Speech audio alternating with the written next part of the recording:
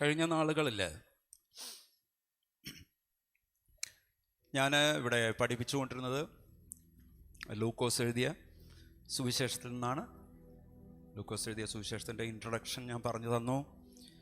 അതുപോലെ ലൂക്കോസ് 1 മുതൽ 38 വരെയായിരുന്നു നമ്മൾ ചിന്തിച്ചു നിർത്തിയത്. മനുഷ്യൻ്റെ പ്രതീക്ഷകളെ മാറ്റിമറിക്കുന്നതാണ് ദൈവകൃപയുടെ പ്രവർത്തനം എന്ന സ്ഥലത്താണ് ഞാൻ കൊണ്ടുവന്ന് നിർത്തിയത്. ഓർക്കുന്നുണ്ടോ? മനുഷ്യൻ്റെ പ്രതീക്ഷകളെ മാറ്റിമറിക്കുന്നതാണ് ദൈവകൃപയുടെ പ്രവർത്തനം. ഇന്ന് നമ്മൾ ലൂക്കോസ് എഴുതിയ സുവിശേഷത്തിലെ അടുത്ത ഭാഗങ്ങൾ ചിന്തിക്കാം. ലൂക്കോസ് 1:39 മുതൽ 45 വരെയുള്ള വാക്യങ്ങൾ നമുക്ക് ഒരുമിച്ച് ഉച്ചത്തിൽ വായിക്കാം. വേദപുസ്തകമുള്ളവർ വേദപുസ്തകം നോക്കൂ, അല്ലാത്തവർ സ്ക്രീനിൽ നോക്കി നമുക്ക് ഒരുമിച്ച് വായിക്കാം. ലൂക്കോസ് 1:39 മുതൽ 45 വരെ. ആ നാളുകളിൽ മറിയ എഴുന്നേറ്റ് മലനാട്ടിൽ ഒരു യഹൂദ പട്ടണത്തിൽ ബന്ധപ്പെട്ട് ചെന്നു സെഖര്യാവിൻ്റെ വീട്ടിലെത്തി എലിശബത്തിനെ വന്ദിച്ചു. മറിയയുടെ വന്ദനം എലിശബത്ത് കേട്ടപ്പോൾ പിള്ള അവളുടെ ഗർഭത്തിൽ തുള്ളി. എലിശബത്ത് പരിശുദ്ധാത്മാവ് നിറഞ്ഞവളായി ഉച്ചത്തിൽ വിളിച്ചു പറഞ്ഞത്, സ്ത്രീകളിൽ നീ അനുഗ്രഹിക്കപ്പെട്ടവൾ, നിന്റെ ഗർഭഫലവും അനുഗ്രഹിക്കപ്പെട്ടത്.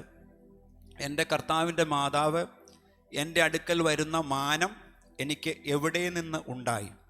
നിന്റെ വന്ദനസ്വരം എൻ്റെ ചെവിയിൽ വീണപ്പോൾ പിള്ള എൻ്റെ ഗർഭത്തിൽ ആനന്ദം കൊണ്ട് തുള്ളി. കർത്താവ് തന്നോട് അരുളി ചെയ്തതിന് നിവൃത്തി ഉണ്ടാകും എന്ന് വിശ്വസിച്ചവൾ ഭാഗ്യവതി. എലിശബത്തിൻ്റെ ഗർഭധാരണത്തെക്കുറിച്ച് മറിയ കേട്ടപ്പോൾ എലിശബത്തിനെ കാണുവാനായിട്ട് യെരുശലേമിൻ്റെ തെക്ക് പ്രവിശ്യയിലുള്ള വീട്ടിൽ ചെന്നു. തെക്ക് യഹൂദ പ്രവിശ്യയിലുള്ള വീട്ടിൽ ചെന്നു. ആ രണ്ടുപേരുടെ, എലിശബത്തിൻ്റെ മറിയയുടെ ആ രണ്ടുപേരുടെയും ഫെലോഷിപ്പ്, ആ കൂട്ടായ്മ, രണ്ടുപേർക്കും തങ്ങളിലൂടെ ദൈവം പ്രവർത്തിക്കുന്നതിനെ ഓർത്ത് ദൈവത്തെ സ്തുതിക്കുവാനുള്ള അവസരം നൽകുകയാണ് ആ രണ്ടുപേരുടെയും കണ്ടുമുട്ടൽ. മറിയയുടെ ഉദരത്തിലുള്ള പൈതൽ വരുന്നതിന് മുമ്പ് വരുവാനുള്ള പൈതലാണ് എലിശബത്തിൻ്റെ ഉദരത്തിൽ ഉള്ളത് എന്ന് ഉറപ്പിക്കാനും ഈ കൂടിക്കാഴ്ച ഇടയാക്കി. മറിയ എലിശബത്തിനെ കണ്ടയുടനെ പരിശുദ്ധാത്മാവ് എലിശബത്തിൽ വരികയും മറിയ രക്ഷകനായ മിശിഹായുടെ മാതാവാണെന്ന സത്യം അവർ മനസ്സിലാക്കുകയും ചെയ്തു. പ്രിയപ്പെട്ടവരെ, മറിയയും എലിശബത്തും കൂടി കണ്ടപ്പോൾ ആ ഫെലോഷിപ്പിൽ ഉണ്ടായത് പരിശുദ്ധാത്മാവിൻ്റെ ഒരു നിറവാണ്. നമ്മൾ സഹോദരന്മാർ തമ്മിൽ കൂടിയാൽ പരിശുദ്ധാത്മാവിൻ്റെ നിറവാണോ? സഹോദരിമാർ തമ്മിൽ കൂടിയാൽ പരിശുദ്ധാത്മാവിൻ്റെ നിറവിൻ്റെ പകർച്ചയാണോ? അതോ ഗോസിപ്പിലോട്ട് പോവുമോ? നമുക്ക് വളരെ മാതൃകയായിരിക്കുന്ന ഒരു കാര്യമാണ് ഇവിടെ സംഭവിച്ചിരിക്കുന്നത്. അപ്പോൾ ദൂതൻ മറിയയോട് പറഞ്ഞത് ശരിയാണെന്ന കാര്യത്തിൻ്റെ അടയാളമായിട്ട് പിള്ള എലിശബത്തിൻ്റെ ഗർഭത്തിൽ തുള്ളി എന്നാണ് പറയുന്നത്. അപ്പോൾ അതിനുശേഷം എലിശബത്തിൻ്റെ ഉള്ളിൽ നിന്നൊരു പ്രവാചക ശബ്ദം വരികയാണ്. 3 പ്രാവശ്യം മറിയയെ അനുഗ്രഹിക്കപ്പെട്ടവളെന്ന് എലിശബത്ത് പ്രഖ്യാപിക്കുകയാണ്.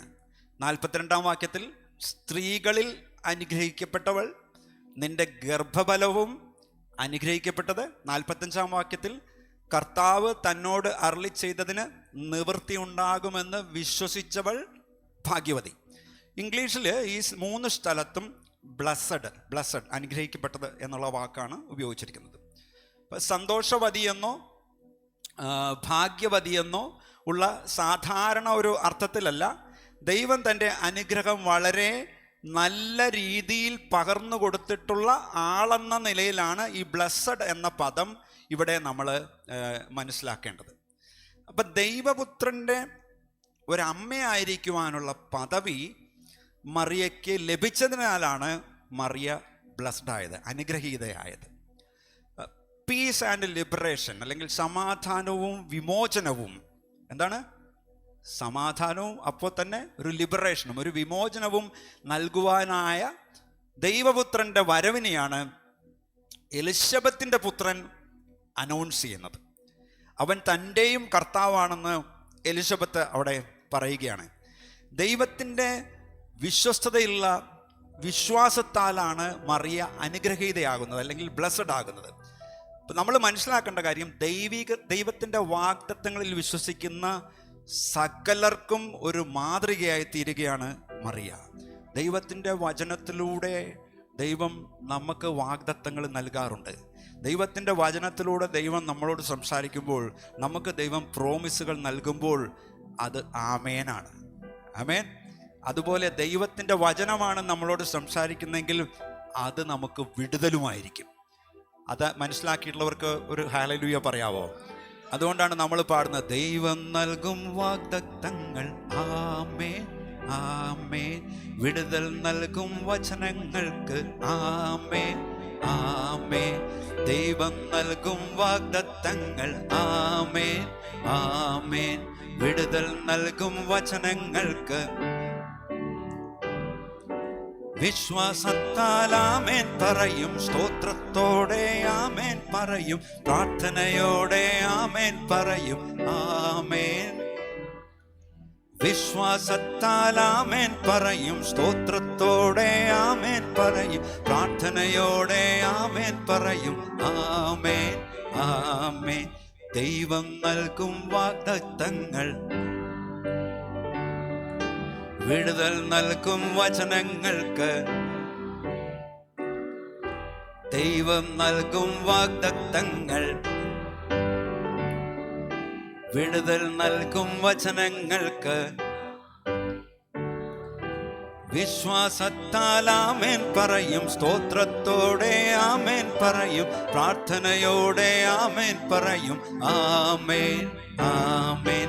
വിശ്വാസത്താൽ ആമേൻ പറയും, സ്തോത്രത്തോടെ ആമേൻ പറയും, പ്രാർത്ഥനയോടെ ആമേൻ പറയും ആമേൻ ആമേൻ. ദൈവം നൽകും വാഗ്ദത്തങ്ങൾ, വിടുതൽ നൽകും വചനങ്ങൾക്ക്. ദൈവം നൽകും വാഗ്ദത്തങ്ങൾ, വിടുതൽ നൽകും വചനങ്ങൾക്ക്.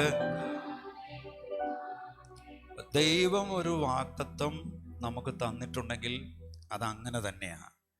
മനുഷ്യർ പറയുന്ന പ്രോമിസുകൾ പോലെ അല്ല. എലിശബത്തിൻ്റെ പ്രവചന സ്വഭാവം ഉൾക്കൊണ്ട സ്തുതി വചനങ്ങളോട് മറിയ പ്രതികരിച്ചത് സ്വയമായിട്ടൊരു പാട്ട് പാടിക്കൊണ്ടാണ്. മറിയയെക്കുറിച്ചും മറിയയിലുണ്ടാകുന്ന പൈതലിനെക്കുറിച്ചും എലിശബത്ത് പറഞ്ഞപ്പോൾ മറിയ ദൈവസ്തുതി ഉയർത്തുകയാണ് ചെയ്തത്. വായിക്കാൻ ലൂക്കോസ് 1:46 മുതൽ 55 വരെ. ലൂക്കോസ് 1:46 മുതൽ 55 വരെ ഉച്ചത്തിൽ നമുക്ക് ഒരുമിച്ച് വായിക്കാം. അപ്പോൾ മറിയ പറഞ്ഞത്, എൻ്റെ ഉള്ളം കർത്താവിനെ മഹിമപ്പെടുത്തുന്നു, എൻ്റെ ആത്മാവ് എൻ്റെ രക്ഷിതാവായ ദൈവത്തിൽ ഉല്ലസിക്കുന്നു. അവൻ തൻ്റെ ദാസിയുടെ താഴ്ച കടാക്ഷിച്ചിരിക്കുന്നുവല്ലോ. ഇന്നു മുതൽ എല്ലാ തലമുറകളും എന്നെ ഭാഗ്യവതി എന്ന് വാഴ്ത്തും. ശക്തനായവൻ എനിക്ക് വലിയവ ചെയ്തിരിക്കുന്നു, അവൻ്റെ നാമം പരിശുദ്ധം തന്നെ. അവനെ ഭയപ്പെടുന്നവർക്ക് അവൻ്റെ കരുണ തലമുറ തലമുറയോളം ഇരിക്കുന്നു. തൻ്റെ ഭുജം കൊണ്ട് അവൻ ബലം പ്രവർത്തിച്ചു. ഹൃദയവിചാരത്തിൽ അഹങ്കരിക്കുന്നവരെ ചിതറിച്ചിരിക്കുന്നു. പ്രഭുക്കന്മാരെ സിംഹാസനങ്ങളിൽ നിന്ന് ഇറക്കി താണവരെ ഉയർത്തിയിരിക്കുന്നു.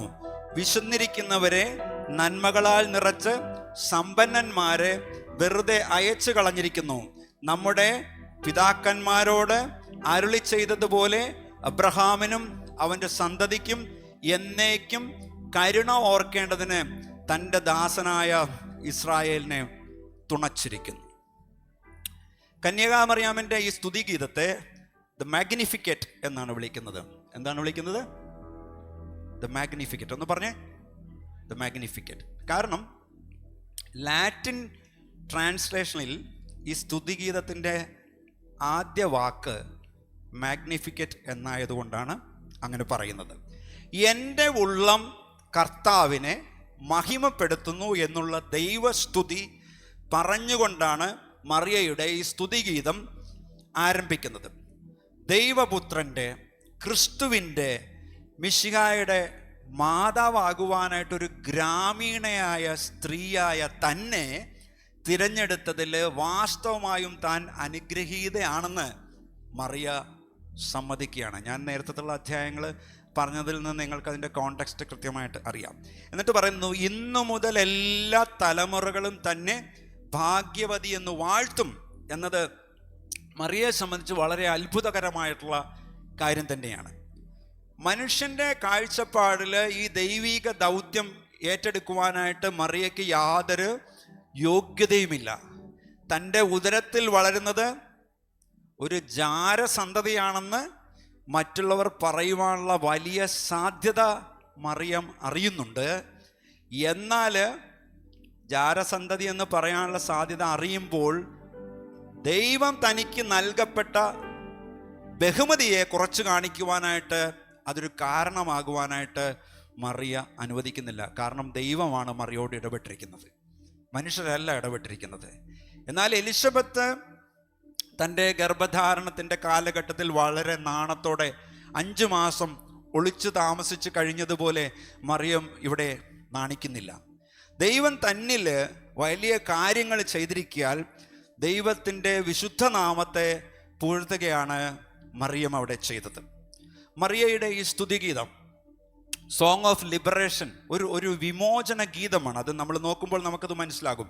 അധികാരത്തിൻ്റെ കേന്ദ്രത്തെ ദൈവം മാറ്റിമറിക്കുന്നതാണ് ഈ ഗീതത്തിൻ്റെ പ്രധാന സെലിബ്രേഷൻ എന്ന് പറയുന്നത്. ദൈവം തൻ്റെ താഴ്ന്ന അവസ്ഥയെ മാനിച്ച് തനിക്ക് വലിയവ ചെയ്ത് താനായിരുന്ന തൻ്റെ ഹീനാവസ്ഥയിൽ നിന്ന് തന്നെ ഉയർത്തിയതിനെ മറിയ ഇവിടെ ഓർക്കുകയാണ്. സാധാരണ ഒരു കുടുംബത്തിൽ ജനിച്ചു വളർത്തപ്പെട്ട മറിയയെ ദൈവം തൻ്റെ പുത്രനെ ഈ ലോകത്തിലേക്ക് അയക്കുവാനായിട്ട് തിരഞ്ഞെടുത്തു. അതുകൊണ്ടാണ് അനുഗ്രഹിക്കപ്പെട്ടവളെന്ന് പറയുവാനുള്ള കാരണം.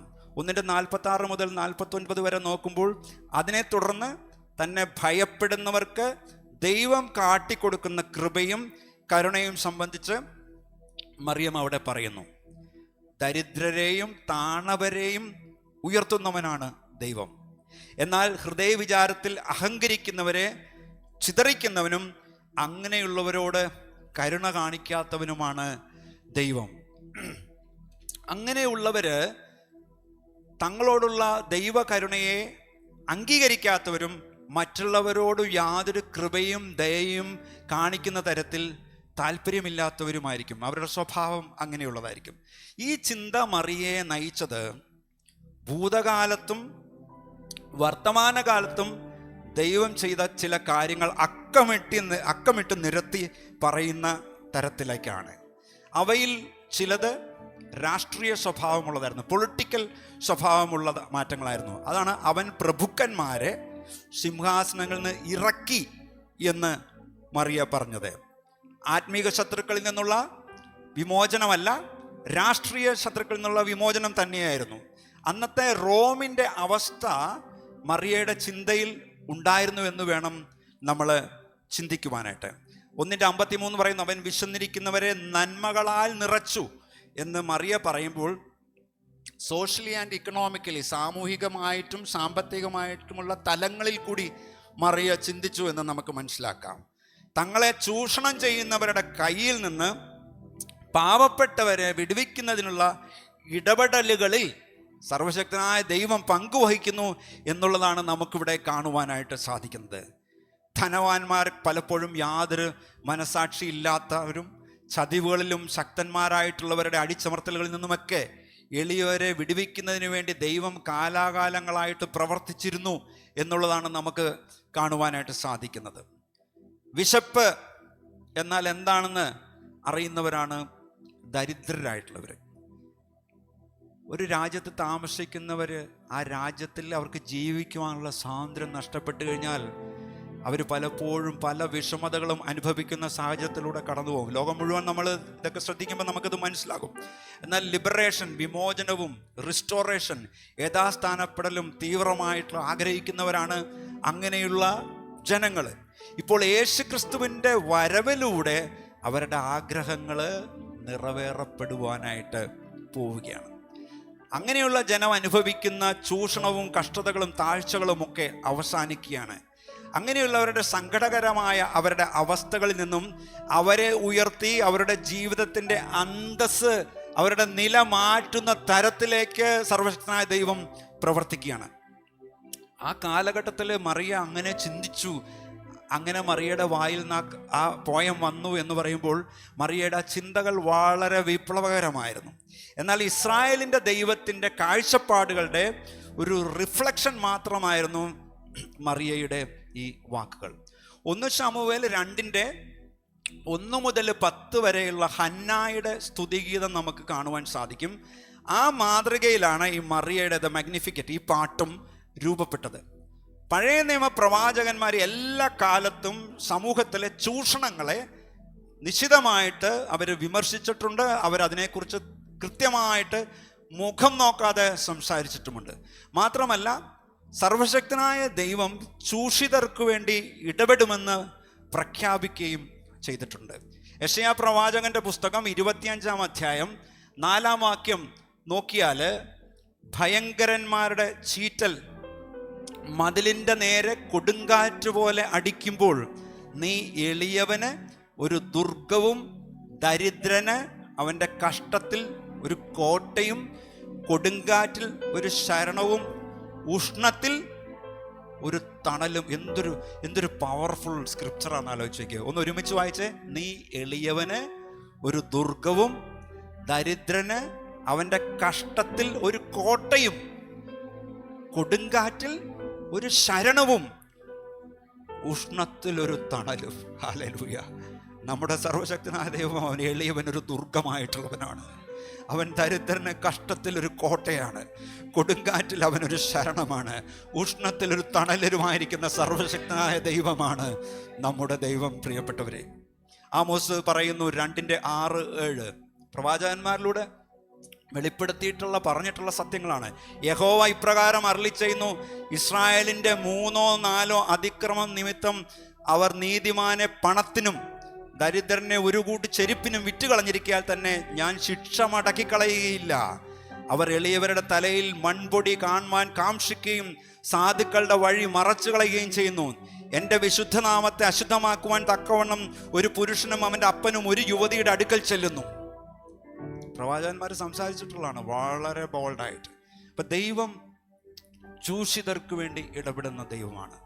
ദൈവം ധനവാന്മാരുടെയും ധാർഷ്ട്യക്കാരുടെയും ആചാരാനുഷ്ഠാനങ്ങളിലൂടെ കർമാനുഷ്ഠാനങ്ങളിലൂടെ വിശുദ്ധി പ്രാപിച്ചവരുടെയും ദൈവമല്ല, മറിച്ച് ദരിദ്രരുടെ ദൈവമാണ്, കുടിയൊഴിപ്പിക്കപ്പെട്ടവരുടെ ദൈവമാണ്, ചൂഷിതരുടെ ദൈവമാണ് എന്ന് പക്ഷേ ജനം പലപ്പോഴും ഇത് മറന്നു പോവുകയാണ്. 1:54-55 പറയുമ്പോൾ അബ്രഹാമിനോട് ദൈവം ചെയ്ത വാഗ്ദത്തത്തിൻ്റെ പൂർത്തീകരണമായിട്ട് ഇപ്പോൾ ഇസ്രായേലിനോട് കരുണ കാണിച്ചിരിക്കുന്നവനെ യാഥാർത്ഥ്യത്തെ സെലിബ്രേറ്റ് ചെയ്തുകൊണ്ടാണ് മറിയയുടെ ആ സ്തുതിഗീതം ദ മാഗ്നിഫിക്കറ്റ് അവിടെ അവസാനിക്കുന്നത്. പിതാക്കന്മാരോട് ദൈവം ചെയ്ത വാഗ്ദത്തങ്ങൾ പൂർത്തീകരിക്കപ്പെടുന്ന ദിവസങ്ങൾക്ക് വേണ്ടി ഇസ്രായേൽ ജനം ആഗ്രഹത്തോടെ കാത്തിരിക്കുകയായിരുന്നു. ആ ദിവസങ്ങൾ ഇപ്പോൾ വന്നിരിക്കുകയാണ്. അപ്പൊ കന്യകാമറിയാമിലൂടെ ദൈവം ചെയ്ത ഈ കാര്യം മുഴുവൻ ലോകത്തെയും രൂപാന്തരപ്പെടുത്തുന്നതിന് വേണ്ടി ഉള്ളതായിരുന്നു.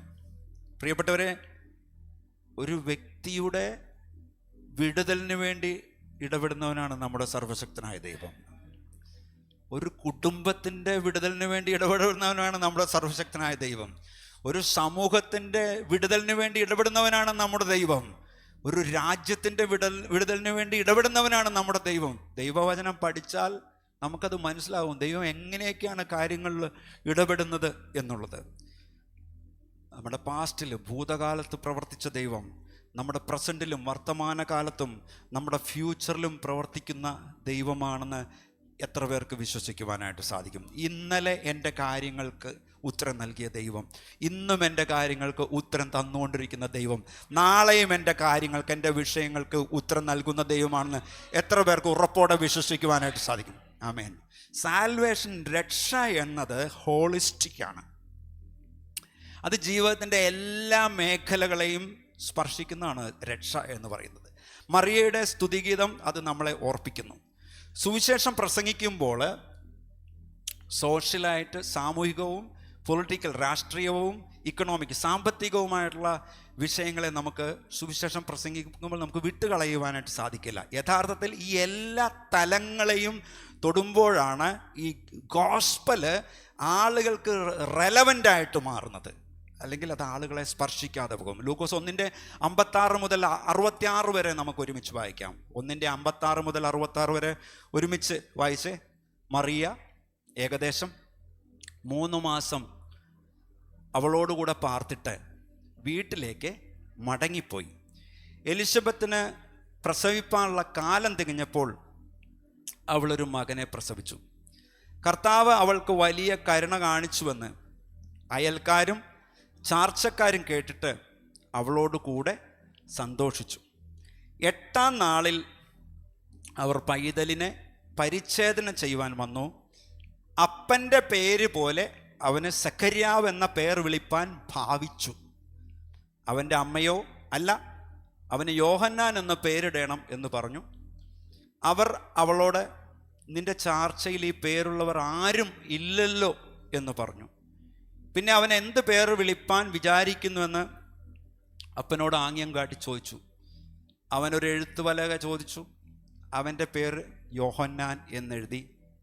എല്ലാവരും ആശ്ചര്യപ്പെട്ടു. ഉടനെ അവൻ്റെ വായും നാവും തുറന്നു. അവൻ സംസാരിച്ചു, ദൈവത്തെ സ്തുതിച്ചു. ചുറ്റും പാർക്കുന്നവർക്കെല്ലാം ഭയമുണ്ടായി. യഹൂദ മലനാട്ടിലെങ്ങും ഈ വാർത്ത ഒക്കെയും പരന്നു. കേട്ടവരെല്ലാവരും അത് ഹൃദയത്തിൽ നിക്ഷേപിച്ചു.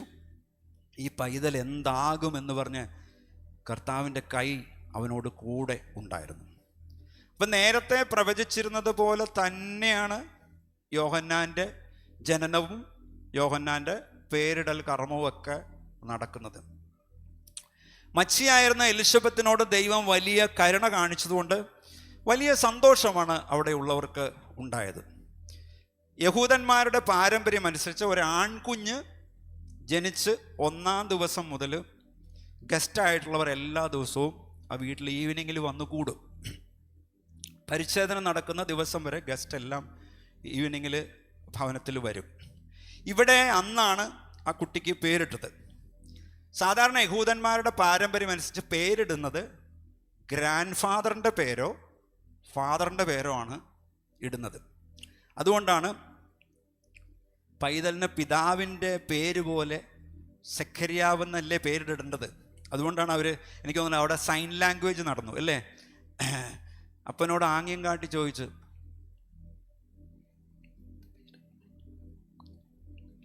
മനസ്സിലായോ കൊച്ചിന് എന്ത് പേരാ ഇടണ്ടേന്ന് സൈൻ ലാംഗ്വേജ് ചോദിക്കുക അല്ലേ. ഒരു എഴുത്തുപലക, മെഴുകിൻ്റെ എഴുത്തുപലകയിലാണ് ഇത് എഴുതി കാണിക്കുന്നത്. അപ്പോൾ ഒരു എഴുത്തുപലക കാണിക്കാൻ കൊടുത്തപ്പോഴാണ് യോഹന്നാൻ എന്ന് എഴുതി കൊടുക്കുന്നത്. മനസ്സിലായോ? യോഹന്നാൻ എന്ന് പേര് വിളിച്ചു. ഓക്കെ, വല്ലുപ്പൻ്റെയോ അപ്പൻ്റെയോ പേരാ വരണ്ട, അതിന് പകരം ഈ പേര് ഇടാനായിട്ട് പറയുക. യോഹന്നാൻ എന്ന പേരിൻ്റെ അർത്ഥം എന്താണ്? എന്താ അർത്ഥം? ഓ, എല്ലാവർക്കും അറിയാം കേട്ടോ. യഹോവ ദയാലുവാകുന്നു. യഹോവ എന്ന് പറഞ്ഞ് യഹോവ ദയാലുവാകുന്നു എന്നാണ് യോഹന്നാൻ എന്നുള്ള പേരിൻ്റെ അർത്ഥം. അപ്പം ജനിക്കുന്ന പൈതലിനെ യോഹന്നാൻ എന്ന പേര് വിളിക്കണമെന്ന ദൈവിക നിർദ്ദേശം അനുസരിച്ച നിമിഷം തന്നെ എന്ത് സംഭവിച്ചു? പറഞ്ഞ പ്രവൃത്തി അനുസരിച്ച നിമിഷം തന്നെ സഖര്യാവിന് സംസാരശേഷി തിരികെ ലഭിച്ചു. അദ്ദേഹവും ദൈവത്തെ സ്തുതിക്കുവാനായിട്ട് ചെയ്തു. ചില കാര്യങ്ങൾക്ക് ജീവിതത്തിൽ വിടുതലുണ്ടാവണമെങ്കിലുണ്ടല്ലോ, തമ്പുരാൻ പറയണ കാര്യം, കർത്താവ് പറയണ കാര്യം അനുസരിക്കണം. കർത്താവ് ചിലപ്പോൾ പലപ്പോഴായിട്ട് നമ്മളോട് സംസാരിക്കുന്നുണ്ടാവും, ഇന്ന കാര്യം അനുസരിക്കേണ്ടതാണ്, ഇന്ന കാര്യം അനുസരിക്കേണ്ടതാണ്. ഓ, ഇത് പറയില്ലേ, അടിയനെ അയക്കണമേ എന്ന് പാടുമ്പോൾ എന്നെയല്ല, അളിയനെ അയക്കണമേ എന്നൊക്കെ പറയില്ല. അല്ലെങ്കിൽ അടുത്ത് നിൽക്കണമേ അയക്കണമെന്ന് പറയില്ല. ഓ, ഈ ദൂത് എന്നോടല്ല, നീ അടുത്തിരിക്കണ ചേച്ചിയോടുള്ള അല്ലെങ്കിൽ അടുത്തിരിക്കുന്ന ചേട്ടനോടുള്ളതെന്ന് പറയും. പക്ഷെ കർത്താവ് പരിശുദ്ധാത്മാവ് വ്യക്തമായിട്ട് പലപ്പോഴും പല കാര്യങ്ങളും നമ്മളോട് സംസാരിക്കുമ്പോൾ നമ്മളത് ഗൗനിക്കുകയില്ല. പക്ഷെ കർത്താവ് സംസാരിക്കണമെന്ന് ബോധ്യപ്പെട്ട് അനുസരിച്ചാൽ നമ്മൾ മനസ്സിലാക്കിക്കോ, അവിടെയാണ് വിടുതൽ സംഭവിക്കുന്നത്, അവിടെയാണ് നമുക്ക് ഉത്തരം ലഭിക്കുന്നത്. അപ്പം ദൈവം പറയുന്നത് അനുസരിക്കുമ്പോൾ നമുക്ക് ചില കാര്യങ്ങളിൽ അടഞ്ഞുകിടക്കുന്ന ചില വാതിലുകൾ തുറക്കാനായിട്ട് ഇടയാകും. ഈ സംഭവം നടന്നതിൻ്റെ അടിസ്ഥാനത്തിൽ ദൈവത്തിൻ്റെ ശുശ്രൂഷയിൽ ഒരു വലിയ പ്രവാചകനാകുവാൻ ദൈവം യോഹന്നാനെ തിരഞ്ഞെടുത്തു എന്നുള്ളത് ആ മിറക്കിളിലൂടെ അവിടെയുള്ള എല്ലാവർക്കും മനസ്സിലാകുവാനായിട്ട് ഇടയായി. ലൂക്കോസ് എഴുതിയ സുവിശേഷം 1:67 മുതൽ 80 വരെ നമുക്ക് ഒരുമിച്ച് വായിക്കാം. അവിടെ എന്താ പിന്നെ സംഭവിക്കുന്നത്? അവൻ്റെ അപ്പനായ സെഖര്യാവ് പരിശുദ്ധാത്മാവ് നിറഞ്ഞവനായി പ്രവചിച്ചു പറഞ്ഞത് മനസ്സിലായോ? യോഹന്നാൻ എന്നുള്ള പേരെഴുതി അതുവരെ മൗനിയായിരുന്ന സെഖര്യാവ് വാ തുറക്കുന്നത് പിന്നെ പ്രോഫറ്റിക്കൽ മിനിസ്ട്രിയാണ്, പ്രവചന ശുശ്രൂഷയിലേക്ക് കടക്കുകയാണ്. ആ വിടുതലോടുകൂടി തന്നെ ഒരു പ്രവചന ശുശ്രൂഷ.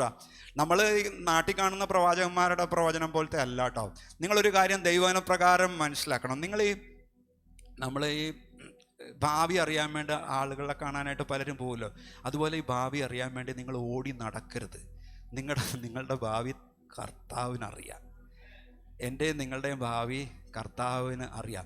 നിങ്ങൾ അവിടെ പോയി ചോദിക്കുന്നു, ഇവിടെ പോയി ചോദിക്കുന്നു, എൻ്റെ മോളുടെ കല്യാണം എന്നത്തേക്ക് നടക്കും, എൻ്റെ മോൻ്റെ ജോലി എന്നത്തേക്ക് നടക്കും. ഇതിലൊന്നും നിങ്ങൾ ഓടി നടക്കേണ്ട കാര്യമില്ല. നിങ്ങൾ ഈ ദൈവവചനം പറയുന്നത് വായിക്കാവോ, ധ്യാനിക്കാവോ, അനുസരിക്കാവോ, കർത്താവ് ചെയ്യേണ്ട കാര്യങ്ങൾ കൃത്യമായിട്ട് ചെയ്യും. നിങ്ങൾ ഇവിടെ ഇരുന്ന് പ്രാർത്ഥിച്ചാലും നിങ്ങളുടെ വീട്ടിലിരുന്ന് പ്രാർത്ഥിച്ചാലും നിങ്ങളെ സൗഖ്യമാക്കാൻ കർത്താവ് ഉദ്ദേശിച്ചിട്ടുണ്ടെങ്കിൽ സൗഖ്യമാകും. അതിന് നിങ്ങൾ കിലോമീറ്റർ ദൂരം കയറി നടക്കേണ്ട കാര്യമില്ല. ഞാൻ പറയുന്നതുകൊണ്ട് നിങ്ങൾക്ക് എന്തെങ്കിലും വിഷമമുണ്ടോ? ആർക്കും ഇല്ലല്ലോ. ആർക്കെങ്കിലും എന്തെങ്കിലും ഒരു വിഷമം ഉണ്ടാവുമെന്ന് വിചാരിച്ചു, പക്ഷെ ആർക്കും വിഷമമില്ല. ഓക്കെ, അപ്പം ഞാനിവിടെ പറഞ്ഞത് സെഖര്യാവിനൊരു വിടുതലുണ്ടായതിൻ്റെ കൊണ്ട് കൂടെ തന്നെ പരിശുദ്ധാത്മാവ് നിറഞ്ഞവനായിട്ട് പ്രവചിച്ച് പറഞ്ഞത്, ഇസ്രായേലിൻ്റെ ദൈവമായ കർത്താവ് അനുഗ്രഹിക്കപ്പെട്ടവൻ, അവൻ തൻ്റെ ജനത്തെ സന്ദർശിച്ച് ഉദ്ധാരണം ചെയ്യുകയും ആദ്യം മുതൽ തൻ്റെ വിശുദ്ധ പ്രവാചകന്മാർ മുഖാന്തരം അരുളി ചെയ്തതുപോലെ നമ്മുടെ ശത്രുക്കളുടെ വശത്തു നിന്നും നമ്മെ പകയ്ക്കുന്ന ഏവരുടെയും കയ്യിൽ നിന്നും നമ്മെ രക്ഷിപ്പാൻ തൻ്റെ ദാസനായ ദാവീദിൻ്റെ ഗ്രഹത്തിൽ നമ്മുടെ രക്ഷയുടെ കൊമ്പ് ഉയർത്തുകയും ചെയ്തിരിക്കുന്നത്, നമ്മുടെ പിതാക്കന്മാരോട് കരുണ പ്രവർത്തിക്കേണ്ടതിനും നമ്മുടെ ശത്രുക്കളുടെ കയ്യിൽ നിന്നും രക്ഷിക്കപ്പെട്ട് നാം ആയുഷ്കാലമൊക്കെയും ഭയം കൂടാതെ തിരുമുമ്പിൽ വിശുദ്ധിയിലും നീതിയിലും തന്നെ ആരാധിപ്പാൻ നമുക്ക് കൃപ നൽകുമെന്ന് അവൻ നമ്മുടെ പിതാവായ അബ്രഹാമിനോട് ചെയ്ത സത്യവും തൻ്റെ വിശുദ്ധ നിയമവും ഓർത്തതുകൊണ്ടും ആകുന്നു. നീയോ പൈതലേ, അത്യുന്നതൻ്റെ പ്രവാചകനെന്ന് വിളിക്കപ്പെടും. കർത്താവിൻ്റെ വഴി ഒരുക്കുവാനും നമ്മുടെ ദൈവത്തിൻ്റെ ആർദ്രകരുണയാൽ അവൻ്റെ ജനത്തിന് പാപമോചനത്തിന് രക്ഷാപരിജ്ഞാനം കൊടുപ്പാനുമായി നീ മുമ്പായി നടക്കും. അവന് മുമ്പായി നടക്കും. യോഹന്നാനെ കുറിച്ച്, ഇരുളിലും മരണനിഴലിലും ഇരിക്കുന്നവർക്ക് പ്രകാശിച്ച് നമ്മുടെ കാലുകളെ സമാധാന മാർഗത്തിൽ നടത്തേണ്ടതിന് ആ ആർദ്ര കരുണയാൽ ഉയരത്തിൽ നിന്ന് ഉദയം നമ്മെ സന്ദർശിച്ചിരിക്കുന്നു. പൈതൽ വളർന്ന് ആത്മാവിൽ ബലപ്പെട്ട് അവൻ ഇസ്രായേലിന് തന്നെത്താൻ കാണിക്കുന്ന ആൾ വരെ മരുഭൂമിയിൽ ആയിരുന്നു. ഇവിടെ സെഖര്യാവ് ചില പ്രവചനങ്ങൾ നടത്തുകയാണ്. സെഖര്യാവിൻ്റെ ഈ പാട്ട് ബെനഡിക്റ്റസ് എന്ന പേരിലാണ് അറിയപ്പെടുന്നത്. എന്ത് പേരിലാണ് അറിയപ്പെടുന്നത്? ഒന്ന് പറഞ്ഞേ. ബെനഡിക്റ്റസ്. ലത്തീൻ ഭാഷയിൽ ഈ പാട്ടിൻ്റെ ആദ്യ വാക്ക് ബെനഡിക്റ്റസ് എന്ന് തുടങ്ങുന്നതിനാലാണ് അങ്ങനെ അറിയപ്പെടുന്നത്. മറിയയുടെ പാട്ട് എങ്ങനെയാണ് തുടങ്ങുന്നത്? ദ മാഗ്നിഫിക്കറ്റ്. മറിയയുടെ പാട്ട് ലത്തീൻ ഭാഷയിൽ തുടങ്ങുന്നത് അങ്ങനെ ആയതുകൊണ്ട് ദ മാഗ്നിഫിക്കറ്റ്. ഇതെങ്ങനെയാണ്? സെഖര്യാവ്, ബെനഡിക്റ്റസ്. അപ്പോൾ യോഹന്നാൻ്റെ ഭാവി ദൗത്യം, യോഹന്നാനെ ദൈവം ഏൽപ്പിച്ചിരിക്കുന്ന ഫ്യൂച്ചർ മിഷൻ എന്താണെന്ന് പ്രവചിച്ച് പറയുന്ന ഒരു വിമോചന ഗീതമാണ് ഈ ബെനഡിക്റ്റസ്. മറിയയുടെ ദ മാഗ്നിഫിക്കറ്റിനോട് ഇതിന് സാമ്യമുണ്ടെങ്കിലും വ്യത്യാസങ്ങളുണ്ട്. മറിയയുടെ സ്തുതിഗീതം ആരംഭിക്കുന്നത് മറിയയുടെ വ്യക്തിപരമായിട്ടുള്ള അനുഭവത്തിൽ തുടങ്ങി ചരിത്രത്തിൽ പ്രവർത്തിക്കുന്ന ദൈവത്തിലേക്ക് പുരോഗമിക്കുമ്പോൾ, സെഖര്യാവിൻ്റെ ഈ ഗീതം ദൈവജനത്തിൻ്റെ ഇടയിലെ ദൈവ സാന്നിധ്യത്തെ സെലിബ്രേറ്റ് ചെയ്തുകൊണ്ട് ആരംഭിച്ച് തൻ്റെ പുത്രനായ യോഹന്നാൻ്റെ ജനനത്തിലൂടെ തന്നിൽ സംഭവിച്ച അത്ഭുതത്തിലേക്കാണ് അത് പ്രോഗ്രസ് ചെയ്യുന്നത്. ഇപ്പം 2 സ്തുതിഗീതങ്ങളും അടിമത്തത്തിലായ തൻ്റെ ജനത്തെ വിടുവിക്കുന്ന ദൈവത്തിൻ്റെ പ്രവർത്തനത്തെയാണ് വിരൽ ചൂണ്ടുന്നത്. അവൻ തൻ്റെ ജനത്തെ റെഡീം ചെയ്യും, അവൻ തൻ്റെ ജനത്തെ ഉദ്ധാരണം ചെയ്യും, അവൻ തൻ്റെ ജനത്തെ വീണ്ടെടുക്കും എന്ന് സെഖര്യാവ് പറഞ്ഞത് ആ അർത്ഥത്തിലാണ്. റെഡീം അല്ലെങ്കിൽ വീണ്ടെടുപ്പ്, നമ്മളിവിടെ ഉപയോഗിച്ചിരിക്കുന്നത് ഉദ്ധാരണം എന്ന പദം തന്നെയാണ്. ആ പദം തന്നെയാണ് ഫറവോയുടെ കീഴിൽ കിടന്ന മിസ്രയീമിൻ്റെ അടിമത്തത്തിൽ നിന്ന് ദൈവം ഇസ്രായേൽ ജനത്തെ വിടുവിക്കുന്നതിന് ഉപയോഗിച്ചിരിക്കുന്നതും. ആ റെഡീം ചെയ്യുക എന്നുള്ള പദമാണ്, അല്ലെങ്കിൽ ആ ഉദ്ധാരണം ചെയ്യുക എന്നുള്ള പദം തന്നെയാണ് ഉപയോഗിച്ചിരിക്കുന്നത്. അപ്പം തൻ്റെ മകൻ യോഹന്നാൻ ഒരുക്കമുള്ള ഒരു ജനത്തെ കർത്താവിന് വേണ്ടി ഒരുക്കുവാൻ നിയമിക്കപ്പെട്ടിരിക്കുന്നു എന്ന് സെഖര്യാവിന് അറിയാമായിരുന്നു. അപ്പം കർത്താവ് മറിയയുടെ ഉദരത്തിൽ ഉണ്ടായിരുന്നു എന്നും സെഖര്യാവ് അറിഞ്ഞു.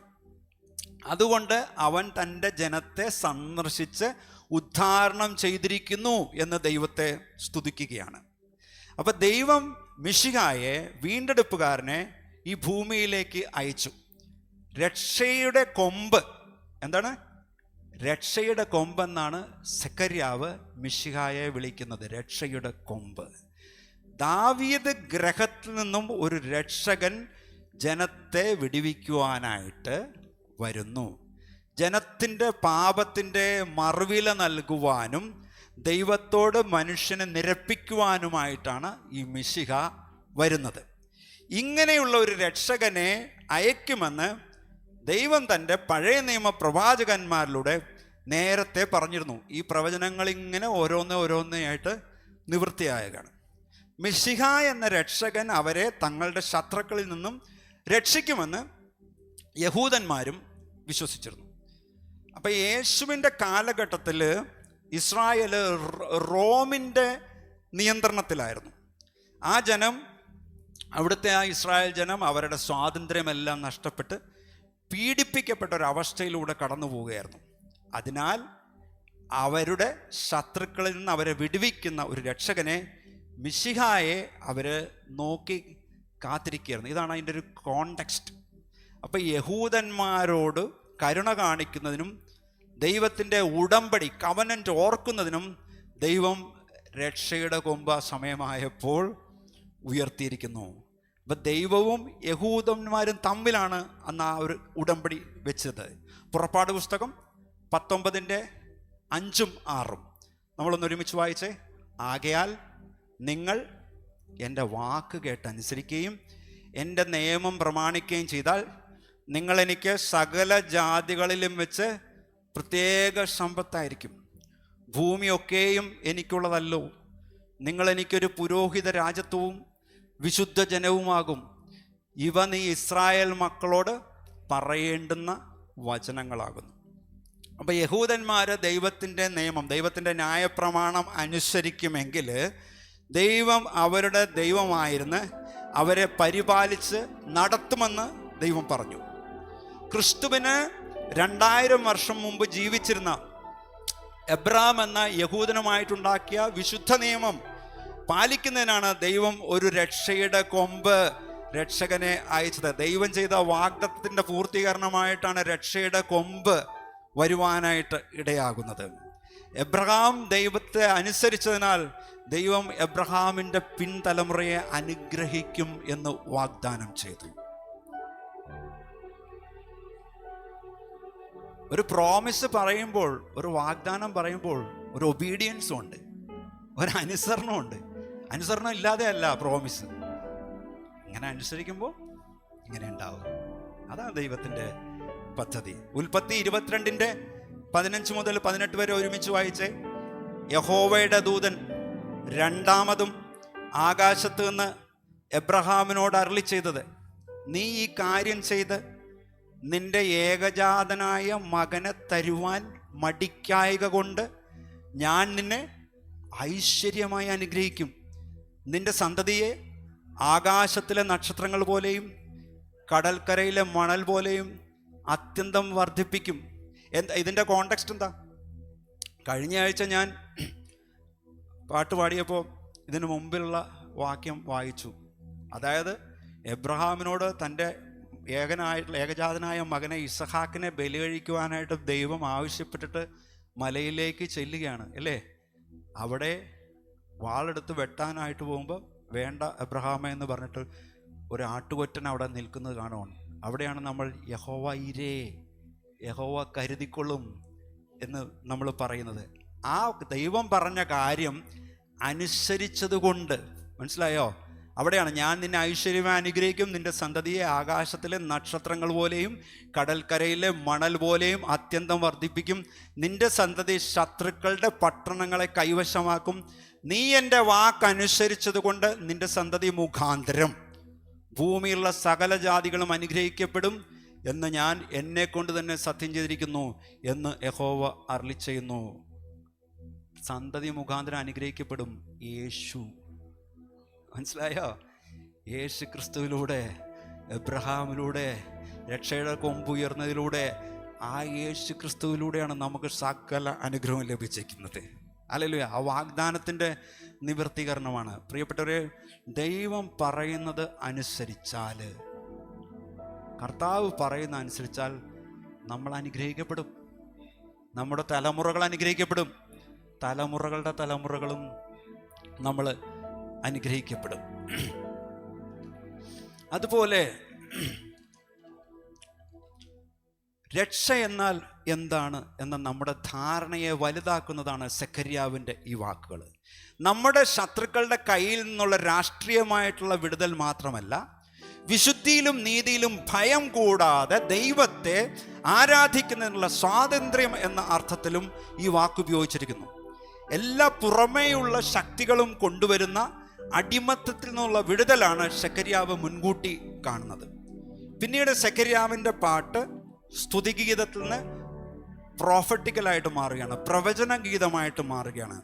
തൻ്റെ മകൻ യോഹന്നാൻ അത്യുന്നത ദൈവത്തിൻ്റെ പ്രവാചകനാകുമെന്നും കർത്താവിന് വേണ്ടി വഴി ഒരുക്കുമെന്നും സെഖര്യാവ് അവിടെ പ്രവചിച്ചു പറഞ്ഞു. അപ്പം മിക്ക യഹൂദന്മാരും ആ കാലഘട്ടത്തിൽ അവരുടെ ഭൗതിക രക്ഷയെക്കുറിച്ച്, അവരുടെ ശത്രുക്കളുടെ പിടിയിൽ നിന്നുള്ള വിടുതലിനെക്കുറിച്ച് മാത്രമാണ് ചിന്തിച്ചിരുന്നത്. എന്നാൽ യോഹന്നാൻ വന്നത് എന്തിനാ? യോഹന്നാൻ വന്നത് അവരെ അവരുടെ പാപങ്ങളിൽ നിന്ന്, ആത്മീയമായ ശത്രുക്കളിൽ നിന്ന് വിടുവിക്കുന്നതിനും രക്ഷ നൽകുന്നതിനെക്കുറിച്ച് പറയുന്നതിനുമായിട്ടാണ് യോഹന്നാൻ വരുന്നത്. യോഹന്നാൻ്റെ ദൗത്യം അതായിരുന്നു. അവർ തങ്ങളുടെ പാപങ്ങൾ ഏറ്റുപറഞ്ഞ് പാപക്ഷമ ലഭിച്ചെങ്കിൽ മാത്രമേ അവർക്ക് ഈ രക്ഷ ലഭിക്കുകയുള്ളൂ. ജനത്തോട് അവരുടെ പാപങ്ങളിൽ നിന്നും രക്ഷയെക്കുറിച്ചും പ്രസംഗിക്കുന്നതിനും അവരെ സ്നാനപ്പെടുത്തുന്നതിനുമായിട്ടാണ് യോഹന്നാൻ വന്നത്. യോഹന്നാൻ്റെ മിഷൻ അതായിരുന്നു.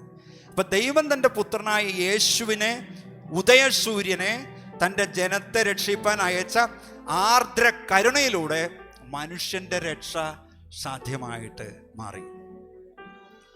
ഇവിടെ സെഖര്യാവ് പറയുന്നത് ജനത്തെ അന്ധകാരത്തിൽ നിന്ന് സമാധാന മാർഗത്തിൽ നടത്തുന്ന ഒരു വലിയ പ്രകാശമായി യേശു വരും.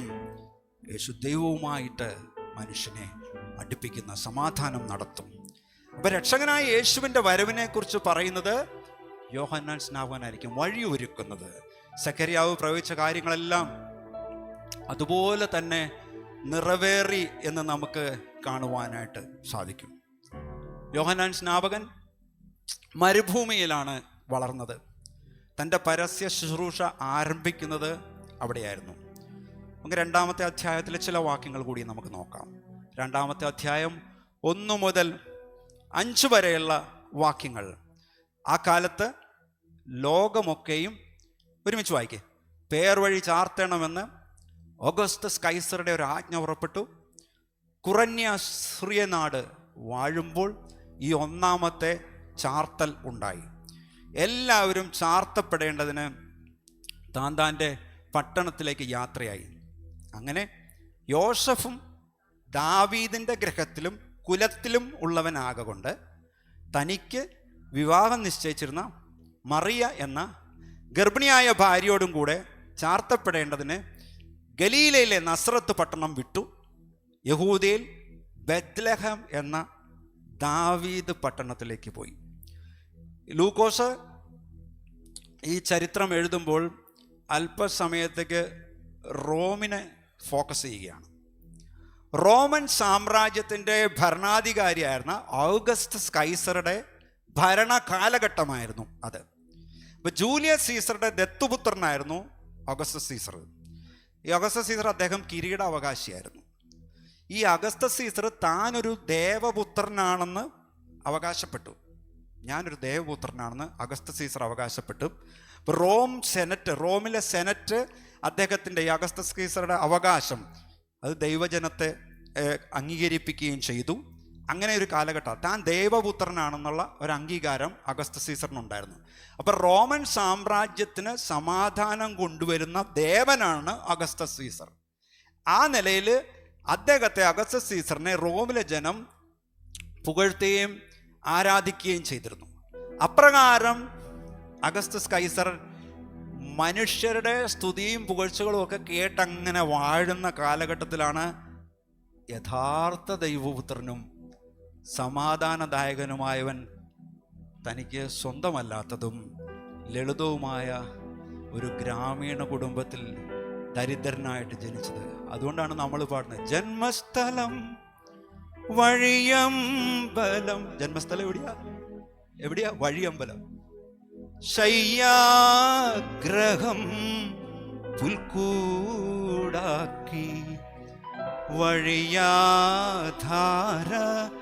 ജീവിയായി നീ ഭൂലോകത്തെ എന്തൊരു മീനിങ് ഫുള്ളാണ്. ജന്മസ്ഥലം വഴിയമ്പലം ശയ്യാഗ്രഹം പുൽക്കൂടാക്കി വഴിയാധാര ജീവിയായി നീ ഭൂലോകത്തെ സന്ദർശിച്ചു. കർത്താവേ നിൻ രൂപം എനിക്ക് എല്ലായ്പ്പോഴും സന്തോഷമേ. സ്വർഗത്തിലും ഭൂമിയിലും ഇതുപോലില്ലോ രൂപം വേറെ. കർത്താവേ നിൻ രൂപം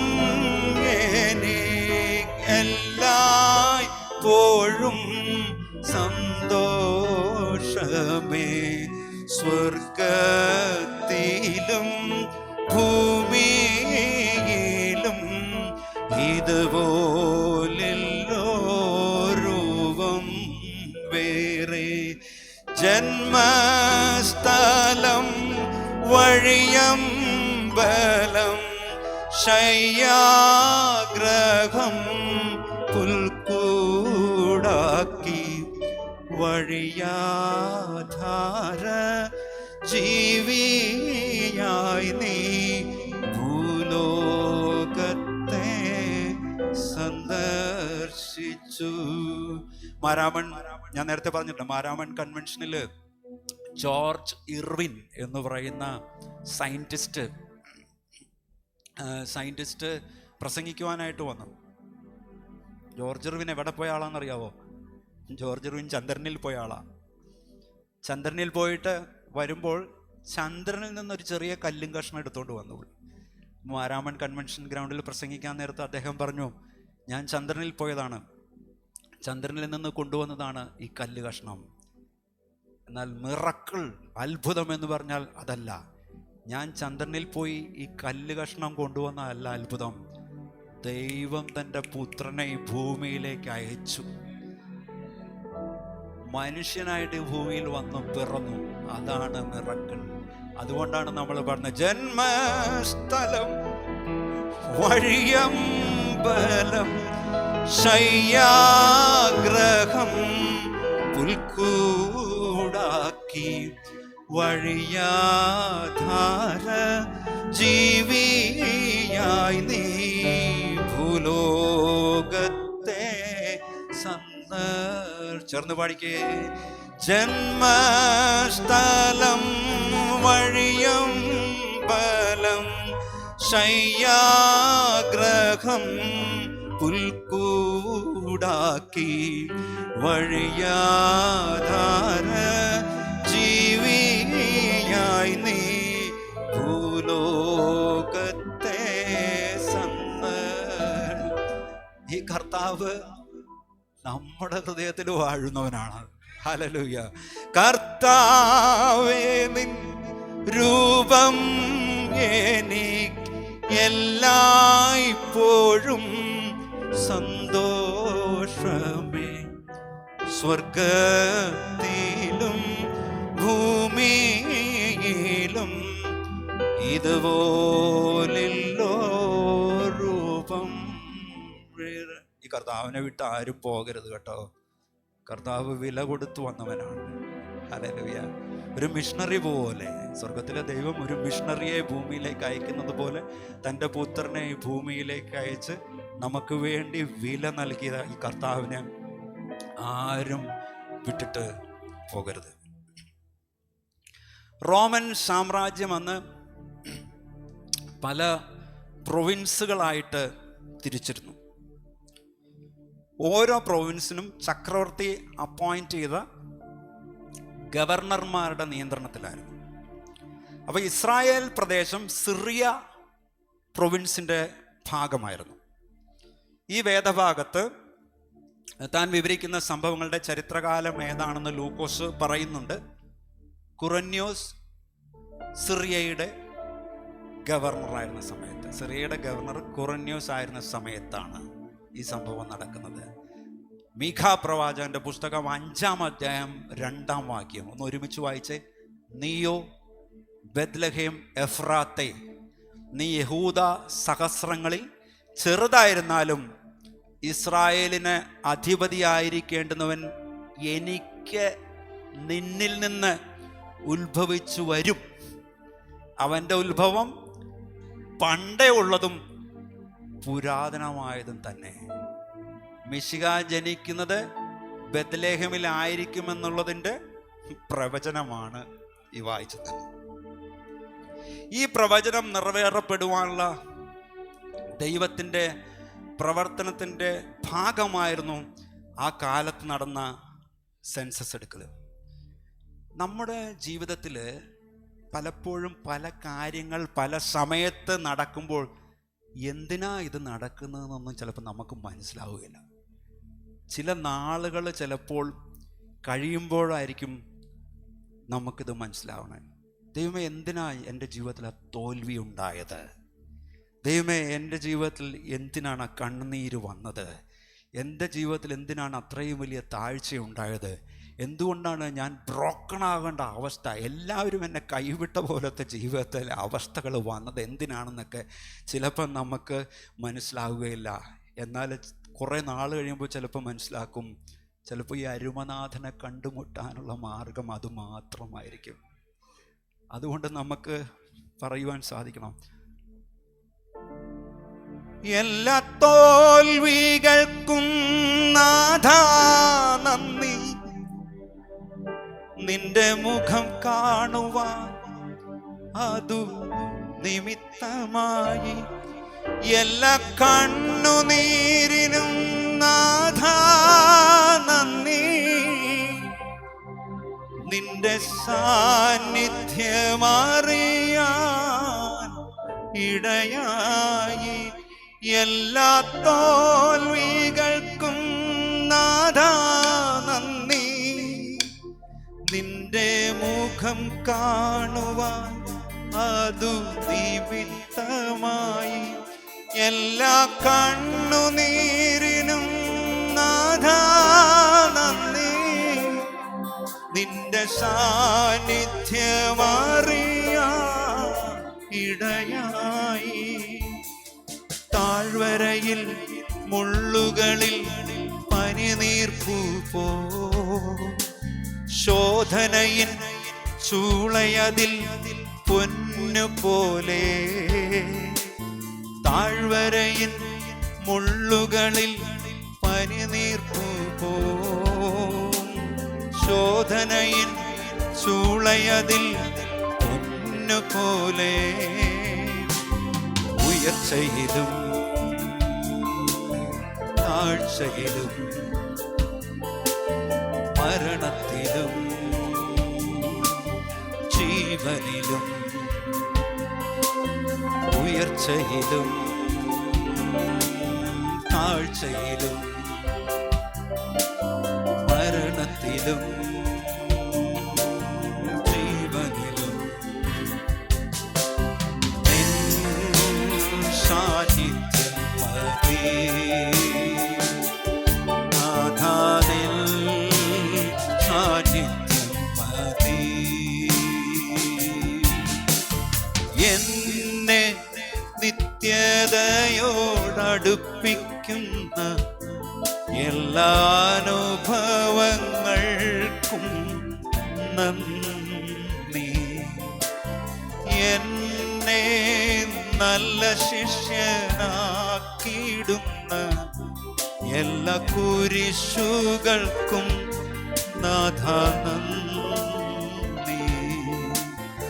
എന്നെ നിത്യതയോടടുപ്പിക്കുന്ന എല്ലാ അനുഭവങ്ങൾക്കും നന്ദി. എന്നെ നല്ല ശിഷ്യനാക്കിയിടുന്ന എല്ലാ കുരിശുകൾക്കും നാഥ നന്ദി. എല്ലാ തോൽവികൾക്കും നാഥ നന്ദി. നിന്റെ മുഖം കാണുവാൻ അതു നിമിത്തമായി എല്ലാ കണ്ണുനീരിലും നാഥ നന്ദി. നിന്റെ സാന്നിധ്യമറിയാൻ ഇടയായി എല്ലാ തോൽവികൾക്കും നാഥ നന്ദി. നിന്റെ മുഖം കാണുവാൻ അതു നിമിത്തമായി എല്ലാ കണ്ണുനീരിനും നാഥ നന്ദി. നിന്റെ സാന്നിധ്യമറിയാൻ ഇടയായി. താഴ്വരയിൽ മുള്ളുകളിൽ പനിനീർപ്പൂ പോ ശോധനയിൽ ചൂളയതിൽ പൊന്നുപോലെ. താഴ്വരയിൽ മുള്ളുകളിൽ പനിനീർപ്പൂ പോ ശോധനയിൽ ചൂളയതിൽ പൊന്നുപോലെ. ഉയർച്ചയിലും താഴ്ചയിലും മരണത്തിലും ജീവനിലും ഉയർച്ചയിലും താഴ്ചയിലും മരണത്തിലും ജീവനിലും സാന്നിധ്യം മതി. നാഥാനിൻ സാന്നിധ്യം മതി.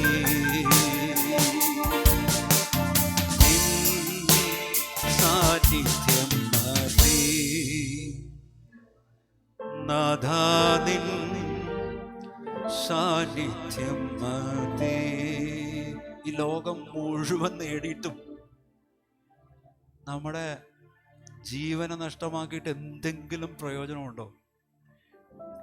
വെട്ടിപ്പിടിക്കാനുള്ളത് മുഴുവൻ വെട്ടിപ്പിടിച്ചിട്ടും നമ്മുടെ ആത്മാവ് നഷ്ടപ്പെടുത്തിയിട്ട് വല്ല പ്രയോജനമുണ്ടോ? അപ്പം നമ്മുടെ സർവശക്തനായ ദൈവവുമായിട്ടുള്ള എൻകൗണ്ടറിന് ചില പരാജയങ്ങൾ, ചില വീഴ്ചകൾ, ചില തകർച്ചകൾ നമ്മുടെ ജീവിതത്തിൽ ഉണ്ടായതിനെ പോലും നന്മയ്ക്കായിട്ട് മാറ്റുന്നൊരു സർവശക്തനായ ദൈവമാണ്. അതുകൊണ്ട് ചില സംഭവങ്ങൾ എന്തുകൊണ്ട് നമ്മളുടെ ജീവിതത്തിൽ ഉണ്ടായെന്ന് ചോദിച്ചാൽ ചില സമയത്ത് ചിലപ്പോൾ നമുക്ക് ഉത്തരം കിട്ടില്ല.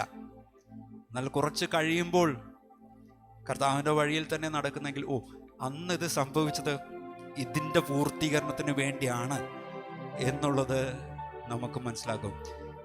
എൻ്റെ കുറവുകളെ, എൻ്റെ കുറ്റങ്ങളെ, നിങ്ങളുടെ കുറവുകളെ, നിങ്ങളുടെ കുറ്റങ്ങളെ എല്ലാം അറിയുന്നവനാണ് കർത്താവ്. എന്നാലും ഈ കർത്താവ് നമ്മളെ സ്നേഹിക്കുന്നവനാണ്. പരിപൂർണമായിട്ട് നിസ്തുല്യമായിട്ട് കർത്താവ് നമ്മളെ സ്നേഹിക്കുന്നവനാണ്. അപ്പം അന്നത്തെ സെൻസസ് എന്തിനു വേണ്ടിയായിരുന്നു അറിയാവോ? പലതരം ടാക്സ് അടയ്ക്കാൻ പറ്റുന്നവരാരൊക്കെയാണെന്ന് കണ്ടുപിടിക്കാൻ. മറ്റൊന്ന്, മിലിറ്ററിയിൽ ജോയിൻ ചെയ്യുവാനായിട്ട് ആർക്കൊക്കെ സാധിക്കുമെന്ന് കണ്ടുപിടിക്കുന്നതിന് വേണ്ടിയായിരുന്നു അന്ന് ആ സെൻസസ് നടത്തിയത്. ഇപ്പം ചക്രവർത്തിയുടെ കൽപ്പന കാരണം ഓരോരുത്തൻ അവരവരുടെ പട്ടണങ്ങളിൽ സെൻസസിനായിട്ട് രജിസ്റ്റർ ചെയ്യണമായിരുന്നു. അപ്പം മറിയയ്ക്ക് വിവാഹ നിശ്ചയം ചെയ്തിരുന്ന യോസഫ് ദാവീദിൻ്റെ സന്തതിയായിരുന്നു. വായിച്ചു നോക്കിക്കേ, മത്തായി 1:20. മത്തായി 1:20 ഇങ്ങനെ പറയുമ്പോൾ, ഇങ്ങനെ നനച്ചിരിക്കുമ്പോൾ കർത്താവിൻ്റെ ദൂതൻ അവന് സ്വപ്നത്തിൽ പ്രത്യക്ഷനായി. എന്താ പറയുന്നത്? ദാവീദിൻ്റെ മകനായ യോസഫേ, ദാവീദിൻ്റെ മകനായ യോസഫേ. ലൂക്കോസ് 1:27 നോക്കിക്കേ, ദാവീദ് ഗ്രഹത്തിലുള്ള യോസഫ് എന്നൊരു പുരുഷന്, ദാവീദ് ഗ്രഹത്തിലുള്ള യോസഫ് എന്നൊരു പുരുഷന് വിവാഹ നിശ്ചയിച്ചിരുന്ന കന്യകയുടെ അടുക്കൽ അയച്ചു. ദാവീദിൻ്റെ പരമ്പരയാണെന്ന് പറയാൻ വേണ്ടിയാണ് ഞാൻ ആ വാക്യം എടുപ്പിച്ചത്. ഏതാണ്ട് 1000 വർഷം മുമ്പ് ദാവീദ് ബെത്ലഹേമിൽ ജനിച്ചത് സെൻസസ് എടുത്ത തീയതിയിൽ നിന്ന് ഏകദേശം 1000 വർഷം മുമ്പാണ് ദാവീദ് ജനിക്കുന്നത്. അതിനാൽ ദാവീദിൻ്റെ സന്തതികളെല്ലാം ബെത്ലഹേമിൽ പോയി രജിസ്റ്റർ ചെയ്യണം. അപ്പോൾ യെരുശലേമിൽ നിന്ന് 6 മൈൽ തെക്ക് മാറിയുള്ള ഒരു ചെറിയ പട്ടണമായിരുന്നു ബെത്ലഹേം. ഈ സെൻസസിൽ തങ്ങളും ബെത്ലഹേമിൽ എത്തിച്ചേരേണ്ടത് നിയമപരമായ കാര്യമായിരുന്നതിനാലാണ് യോസഫും മറിയവും നസ്രത്തിൽ നിന്ന് പിതൃദേശമായ ബെത്ലഹേമിലേക്ക് യാത്രയായത്. 2:6-7 വാക്യം കൂടി വായിച്ച് നമുക്ക് അവസാനിപ്പിക്കാം. അവർ അവിടെ ഇരിക്കുമ്പോൾ അവൾക്ക് പ്രസവത്തിനുള്ള കാലം തികഞ്ഞു. അവൾ ആദ്യജാതനെ മകനെ പ്രസവിച്ചു. ശീലകൾ ചുറ്റി വഴിയമ്പലത്തിൽ അവർക്ക് സ്ഥലമില്ലായകയാൽ പശുത്തൊട്ടിയിൽ കിടത്തി. സാധാരണ ആളുകൾ ചിന്തിക്കും പോലെ യേശുവിൻ്റെ ജനനം നടക്കുന്നതിൻ്റെ തലേ ദിവസം രാത്രി യോസഫും മറിയയും കൂടി ബെത്ലഹേമിൽ എത്തിയതെന്ന് നമ്മൾ കരുതേണ്ട ആവശ്യമില്ല. പൈതൽ ജനിക്കുന്നതിന് സമയമാകും മുമ്പ് തന്നെ അവർ ബെത്ലഹേമിൽ എത്തിയിരിക്കാനാണ് സാധ്യത. യേശുവിനെ മറിയയുടെ ആദ്യജാതൻ എന്ന് പറഞ്ഞിരിക്കുന്നതിനാൽ മറിയയ്ക്ക് അതിനുശേഷം മറ്റു കുട്ടികളുണ്ടായി എന്ന് നമുക്ക് മനസ്സിലാക്കുവാനായിട്ട് സാധിക്കും. ഇപ്പം ശീലകൾ ചുറ്റി കിടത്തുന്നത് കുഞ്ഞിൻ്റെ കൈകാലുകൾക്ക് പരിക്കേൽക്കാതെ സൂക്ഷിക്കാനായിട്ട് അങ്ങനെ ചെയ്യുമായിരുന്നു ആ കാലഘട്ടത്തിൽ. ഏതെങ്കിലും ബന്ധുക്കളുടെ വീട്ടിൽ ചിലപ്പോൾ അവർ കഴിഞ്ഞിട്ടുണ്ടാകാം. ഒരുപാട് ഗസ്റ്റൊക്കെ അവിടെ ആ സമയത്തുണ്ടാകാൻ സാധ്യതയുള്ളതുകൊണ്ട് കുഞ്ഞിനും അമ്മയ്ക്കും വിശ്രമിക്കുന്നതിനൊരു മുറി ലഭിക്കാത്തതിനാലും കുഞ്ഞിനെ ശീലകൾ ചുറ്റി വളർത്തു മൃഗങ്ങൾക്ക് ആഹാരം നൽകുന്ന പശുത്തൊട്ടിയിലെ വൈക്കോൽ മെത്തയിൽ കിടത്തിയതാവാനാണ് സാധ്യത. പ്രിയപ്പെട്ടവരെ, ഞാൻ പറയാൻ വന്നത്, ഇന്ന സ്ഥലത്ത് ജനിക്കുമെന്ന് വർഷങ്ങൾക്ക് മുമ്പ് പറഞ്ഞ പ്രവചനത്തിൻ്റെ നിവർത്തീകരണത്തിന് സമയമായപ്പോൾ സെൻസസ് എടുക്കാനായിട്ട് ഓർഡർ ഇടുന്നു. സെൻസസ് എടുക്കുവാനായിട്ട് മറിയയും യോസഫും അവിടെ വരുന്നു, ബെത്ലഹേമിൽ വരുന്നു. അവിടെ കുഞ്ഞ് ജനിക്കുന്നു. ദൈവത്തിൻ്റെ പദ്ധതികൾ വളരെ വ്യത്യസ്തമാണ്. നമുക്ക് പലപ്പോഴും മനസ്സിലാവുകയില്ല. പക്ഷെ ദൈവം അതെല്ലാം പ്രോസസ്സ് ചെയ്ത് കൊണ്ടുവരും. ഇന്ന് നമ്മൾ ചിന്തിച്ചത് ലൂക്കോസിൻ്റെ 1:39 മുതൽ 80 വരെയും ലൂക്കോസിൻ്റെ 2:1 മുതൽ 7 വരെയുമായിരുന്നു നമ്മൾ ചിന്തിച്ചത്. ഇതിൽ നിന്ന് ഇത്രയും വേദഭാഗം നമ്മളിന്ന് ചിന്തിച്ചതിൽ നിന്ന് നമ്മൾ മനസ്സിലാക്കേണ്ടതും നമ്മുടെ ജീവിതത്തിൽ അപ്ലൈ ചെയ്യേണ്ടതുമായിട്ടുള്ള കാര്യങ്ങൾ എന്താണെന്ന് വെച്ചാൽ, ഇന്നത്തെ സന്ദേശത്തിൻ്റെ അടിസ്ഥാനത്തിൽ നമ്മൾ പ്രാക്ടീസ് ചെയ്യാൻ ശ്രമിക്കേണ്ട കാര്യങ്ങൾ, മറിയ എലിസബത്തിനെ സന്ദർശിക്കുമ്പോൾ മറിയയ്ക്ക് ദൈവത്തിലുള്ള വിശ്വാസവും ആ ട്രസ്റ്റുമാണ് അത് കാണിക്കുന്നത്. അതുകൊണ്ട് പ്രിയപ്പെട്ടവരെ, നമ്മുടെ സർവശക്തനായ ദൈവത്തിൽ നമുക്ക് വിശ്വാസവും ആശ്രയവും ഉണ്ടായിരിക്കണം എന്ന് പറഞ്ഞാൽ, എനിക്കെൻ്റെ ദൈവത്തിൽ വിശ്വാസവും ആശ്രയവും ഉണ്ടായിരിക്കണം. ഒന്നുകൂടി പറഞ്ഞേ, എനിക്കെൻ്റെ ദൈവത്തിൽ, പറയൂ അഭിമന്യു, പറയൂ, എനിക്കെൻ്റെ ദൈവത്തിൽ വിശ്വാസവും ആശ്രയവും ഉണ്ടായിരിക്കും. അടുത്തിരിക്കുന്ന ആളോട് സ്നേഹത്തിൽ പറ, ദൈവത്തിൽ വിശ്വാസവും ആശ്രയവും ഉണ്ടായിരിക്കണം. പറ. ജീവിതത്തിലെ വളരെ പ്രധാനപ്പെട്ട കാലഘട്ടത്തിലാണ് മറിയ എലിസബത്തിനെ വിസിറ്റ് ചെയ്യുന്നത്, എൻകറേജ് ചെയ്യുന്നത്. അത് നമ്മുടെ ജീവിതത്തിൽ മാതൃകയായിട്ട് പകർത്തേണ്ട കാര്യമാണ്. ഒരു കമ്മ്യൂണിറ്റി ലൈഫിലാണ്, നമ്മളൊരു സോഷ്യൽ ലൈഫിലുള്ള ആൾക്കാരാണ്. അപ്പം നമുക്കെല്ലാം പരസ്പരമുള്ള സ്നേഹവും പരസ്പരമുള്ള ബോണ്ടിങ്ങും പരസ്പരമുള്ള എൻകറേജ്മെൻറ്റും ആവശ്യമാണ്. നമ്മുടെ ജീവിതത്തിൽ എന്ത് വേണം? പരസ്പരമുള്ള സ്നേഹം വേണം, പരസ്പരമുള്ള എൻകറേജ്മെൻറ്റ് വേണം. രണ്ടുപേര് ഇന്നലെ ഞങ്ങളുമായിട്ട് മീറ്റ് ചെയ്ത് കഴിഞ്ഞിട്ട് കുറച്ച് നേരം സംസാരിച്ച് കഴിഞ്ഞ് അവർ പോയി കഴിഞ്ഞിട്ട് ഒരു വോയിസ് ക്ലിപ്പ് ഇട്ടത് എന്താണെന്നറിയോ? നിങ്ങളുടെ അടുക്കൽ നിന്ന് സംസാരിച്ച് കഴിഞ്ഞപ്പോൾ ഹൃദയത്തിലുണ്ടായിരുന്ന വലിയ ഭാരം മാറിയതുപോലെ തോന്നി, വളരെ എൻകറേജ്ഡ് ആയിട്ട് തോന്നി, അടുത്ത സമയം സ്പെൻഡ് ചെയ്തത് വളരെ അനുഗ്രഹമായിരുന്നു. നമ്മളുടെ അടുക്ക ഒരാൾ വന്ന് സംസാരിക്കുമ്പോൾ, അല്ലെങ്കിൽ നമ്മൾ ഒരാളുടെ അടുക്ക സംസാരിച്ചു, എൻ്റെ പൊന്നെ ഉള്ള നെഗറ്റീവ് മുഴുവൻ അടിച്ച് തല പോയി, എൻ്റെ ദൈവം ഇന്ന് ആരെയാ ഇങ്ങനെ കാണേണ്ടി വന്നു, അങ്ങനത്തെ ചിന്ത ആയിരിക്കരുത്. നമ്മുടെ വാക്കുകൾ മറ്റൊരുത്തനെ പ്രോത്സാഹിപ്പിക്കുന്നതായിരിക്കണം, നമ്മുടെ വാക്കുകൾ മറ്റൊരുത്തന് സ്നേഹം നൽകുന്നതായിരിക്കണം, അവനെ പിടിച്ച് ഉയർത്തുന്ന തരത്തിലായിരിക്കണം. ഞാൻ പറഞ്ഞത് നമ്മളിന്ന് ചിന്തിച്ച വേദഭാഗത്ത് നിന്ന് നമ്മൾ അപ്ലൈ ചെയ്യേണ്ട കാര്യങ്ങളാണ്. മറിയയുടെ ഗീതം നമുക്ക് മനസ്സിലാക്കി തരുന്നത് താഴ്മയും ദൈവം ചെയ്ത അനുഗ്രഹങ്ങളോടുള്ള നന്ദി കരയറ്റലുമാണ്. അപ്പം ദൈവത്തോട് ഉള്ള നമ്മുടെ നന്ദിയുള്ളവരും ജീവിതത്തിൽ താഴ്മയുള്ളവരായിരിക്കണം. എന്ന് പറഞ്ഞേ, ദൈവത്തോട് നമുക്ക് നന്ദി ഉണ്ടാവണം, താഴ്മയും ഉണ്ടാവണം. ദൈവത്തോട് നമുക്ക് നന്ദി ഉണ്ടാവണം, താഴ്മയും ഉണ്ടാവണം. Trust in God's plan and timing. ദൈവത്തിൻ്റെ പദ്ധതിയിലും ദൈവത്തിൻ്റെ സമയത്തും നമ്മൾ വിശ്വസിക്കുകയും നമ്മൾ ആശ്രയിക്കുകയും വേണം. 2:1 മുതൽ 7 വരെ നമ്മൾ നോക്കിയപ്പോൾ അതോറിറ്റിയോടുള്ള അനുസരണം കാണാം. അതുകൊണ്ടാണ് സെൻസസ് എടുക്കാനായിട്ട് അവർ അത്രയും യാത്ര ചെയ്ത ആ സാഹചര്യത്തിൽ അതോറിറ്റിയോട് അവർക്ക് അനുസരണം ഉണ്ടായിരുന്നു. ദൈവത്തിൻ്റെ സോവർണിറ്റിയുള്ള ട്രസ്റ്റ് കാണാം. ദൈവത്തിൻ്റെ സർവാധിപത്യത്തിൽ, ദൈവം അറിയാതെ എൻ്റെ ജീവിതത്തിൽ ഒന്നും സംഭവിക്കുകയില്ല. അതാണ് ദൈവത്തിൻ്റെ സോവർണിറ്റി. ദൈവത്തിൻ്റെ സർവാധിപത്യത്തിലാണ് എൻ്റെ ജീവിതം എന്നുള്ള ഉറപ്പ് നമുക്കുണ്ടായിരിക്കണം. ഒരു കാലിത്തൊഴുത്തിൽ പിറന്നതിലൂടെ ഹ്യൂമിലിറ്റി ആൻഡ് സിംപ്ലിസിറ്റി നമുക്ക് കാണുവാനായിട്ട് സാധിക്കും. Humility and simplicity. പ്രിയപ്പെട്ടവരെ, ദൈവത്തിൻ്റെ പദ്ധതികൾ വളരെ വ്യത്യസ്തമായിട്ടായിരിക്കും ഓപ്പറേറ്റ് ചെയ്യുന്നത്. ഈ കർത്താവിൽ നമുക്ക് വിശ്വസിക്കുകയും ഈ കർത്താവിനെ നമുക്ക് ആശ്രയിക്കുകയും ചെയ്യാം. ഈ വചനങ്ങളാൽ ദൈവം നിങ്ങളെ അനുഗ്രഹിക്കട്ടെ.